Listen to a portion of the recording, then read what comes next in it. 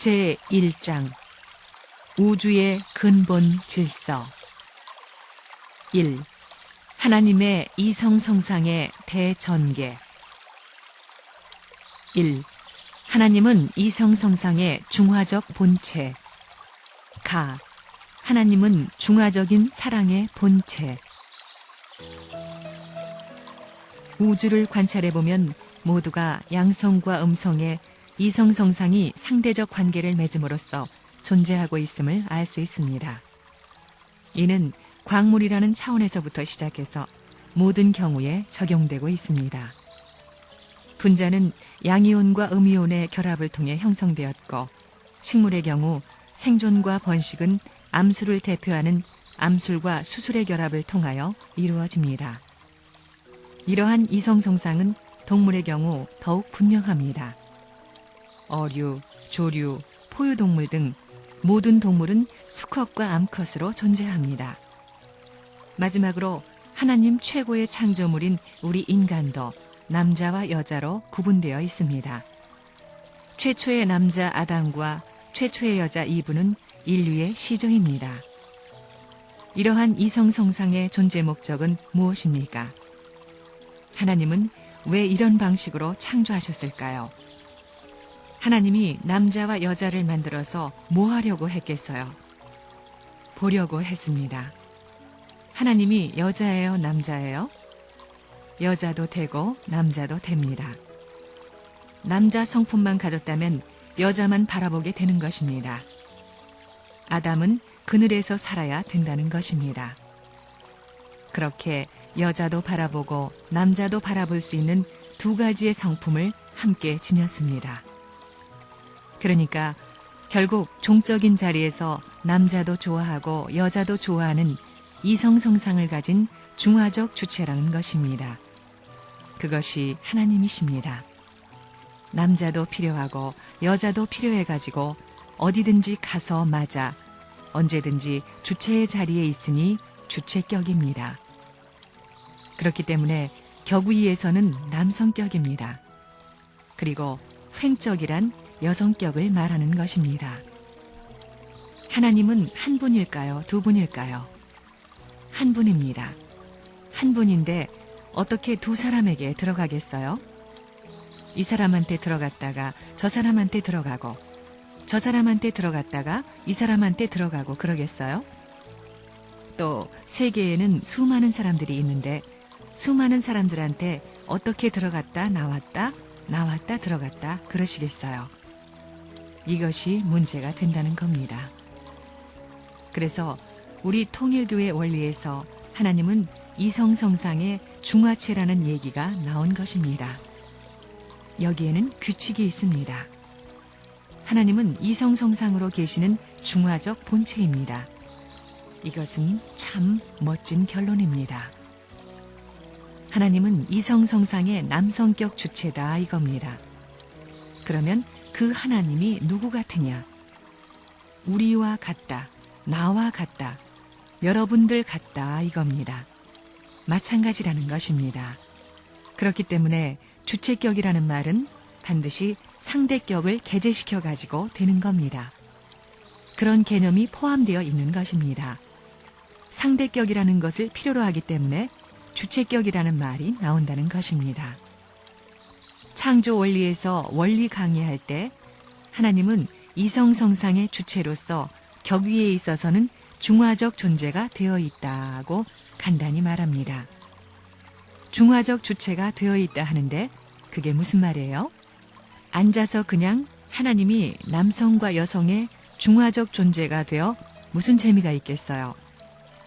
무엇 중심 삼고 중화되느냐? 사랑을 중심 삼고 중화적 존재라는 걸 알아야 합니다. 하나님은 무엇을 원하느냐? 창조를 해가지고 창조 이상 완성을 해가지고 뭘 하자는 것입니까? 하나님 자신도 사랑을 이루자는 것입니다. 하나님 자신이 원하는 것이 무엇이겠느냐? 원리로 말하게 되면 하나님은 이성성상의 중화적 존재입니다. 주체적 존재입니다. 이렇게 딱 한마디로 정립됩니다. 남성격을 갖춘 주체적 존재다 이겁니다. 무엇이 통일적 기원을 가져오느냐? 혼자 계신 하나님을 통일적 자리에서 무엇이 기쁘게 해주느냐? 원리로 말하면 하나님은 이성성상의 중화적 존재로서 격에 있어서는 남성격입니다. 그 남성격이라는 것이 어떻게 남성격이 되는지를 알아야 합니다. 남성격이면 주체이며 플러스인데 상대 없이는 플러스가 없는 것입니다. 그 개념 가운데 무엇 때문에 플러스 격에 있느냐? 사랑 때문에 있는 것입니다. 절대적 하나님도 절대적으로 복종하고 싶다는 것입니다. 사랑에는 절대적으로 순종하고 싶다, 절대적으로 하나 되고 싶다 하는 그런 바탕이 없게 될 때에는 통일이니 융합이니 화합이니 하는 것도 없습니다. 그건 근원이 없기 때문에 분산되어 버리고 맙니다.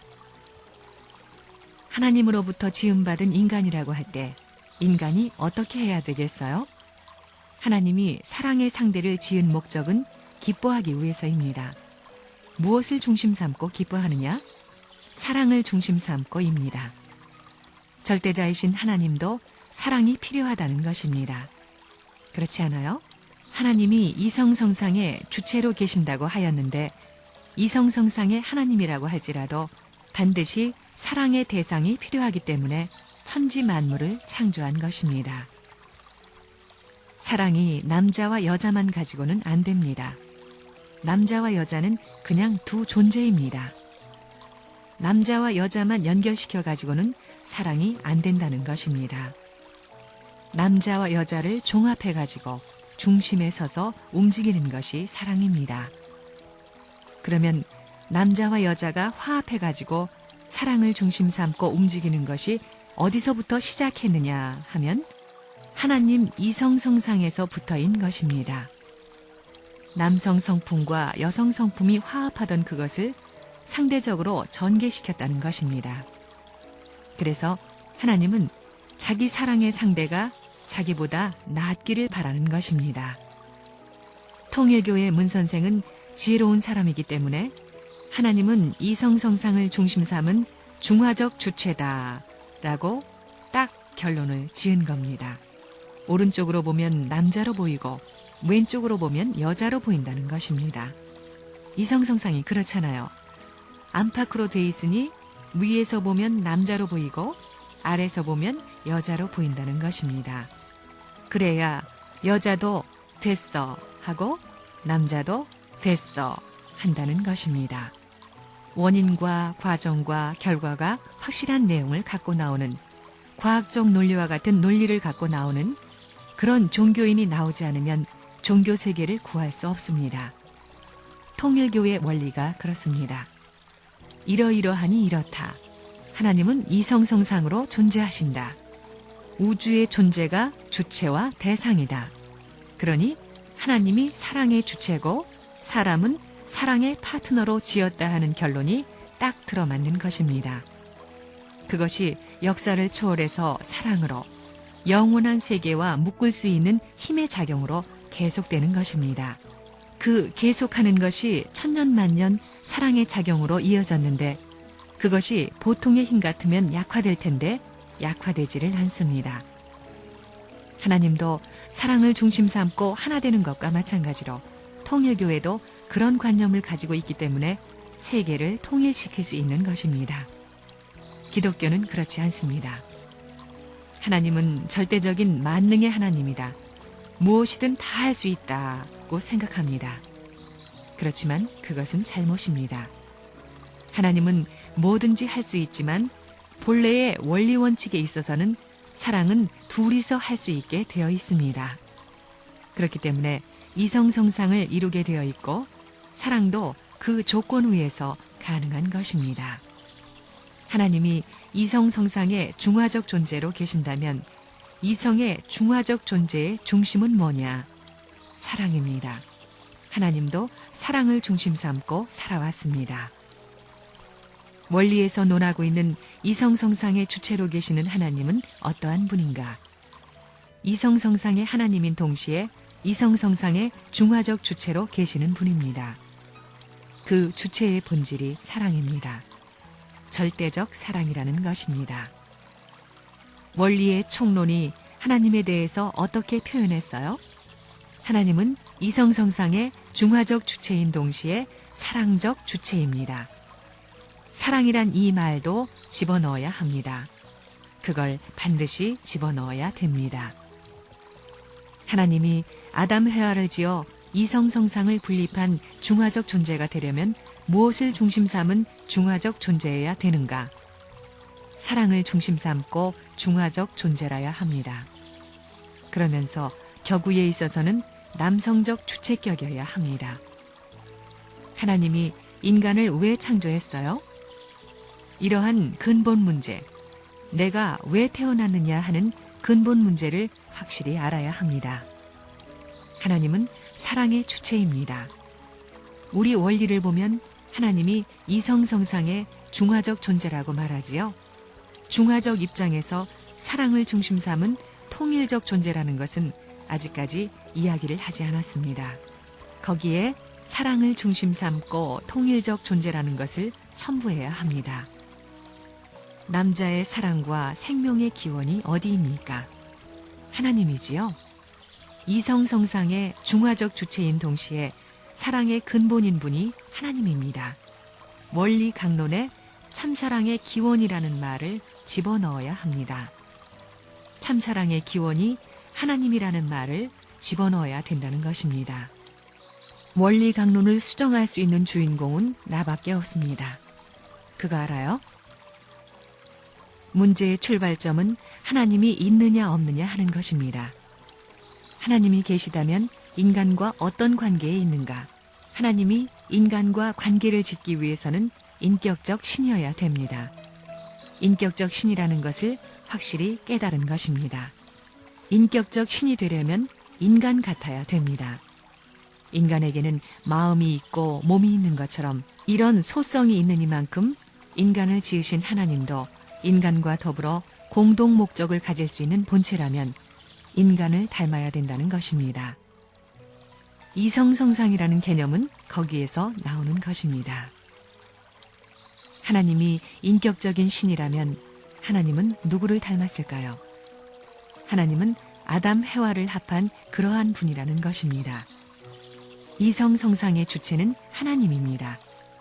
여자와 남자를 합해놓은 두루뭉술이가 아닙니다. 합해놓았지만 주체격을 갖춘 분입니다.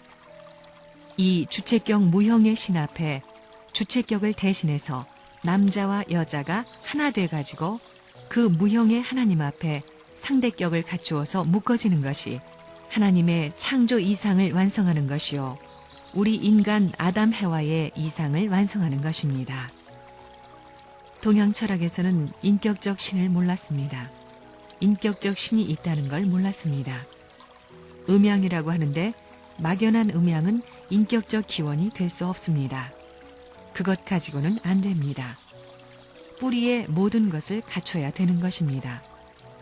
사람이 이렇게 됐으면 남자 여자의 모든 소성을 갖출 수 있는 그런 뿌리가 돼야 하는 것입니다. 그런 의미에서 통일교회에서 가르치는 이성성상, 이 논리는 위대한 논리입니다.